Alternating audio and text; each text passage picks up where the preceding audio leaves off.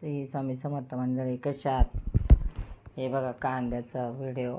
मी कांद्याचा व्हिडिओ टाकला होता, कांदे लावतानाचा, लसूण पण लावतानाचा व्हिडिओ टाकला होता. हे बघा कांदे एवढे झालेत आता, आणि कांद्यामध्ये इतकं गवाळ झाले.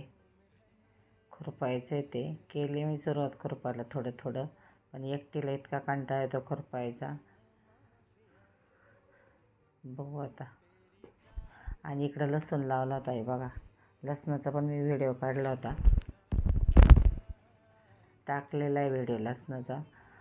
तर इथं 4 सारे लसणाचे लावले होते. त्या 3 साऱ्यांमध्ये पण खूप असं गबाळ झालं होतं, त्याच्यामुळे त्याला तणनाशक मारलं होतं. ते चुकीचं तणनाशक मारल्यामुळं सगळा लसूण 3 साऱ्यांचा मरून गेला. त्याच्यामुळं कांद्याला काही तणनाशक मारलं नाही, आणि थोडे त्याच्यामुळे तणनाशक पण भेटत नाही. मग चालले घरच्या घरीच खुरपायचं. माझ्या बहिणीच्या सून आहे बाजूला राहिलं, त्या दोघीजणी आल्या त्या मदतीला. त्याच्यामुळं मग आम्ही तिघींनी खुरपलं.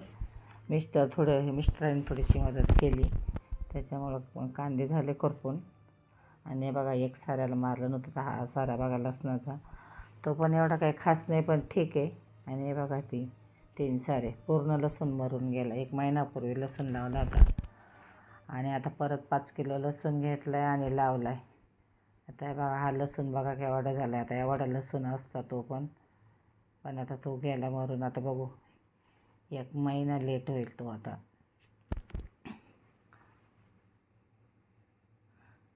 त्याच्यामुळं आता या कांद्याला अजिबात तणनाशक मारलं नाही आम्ही.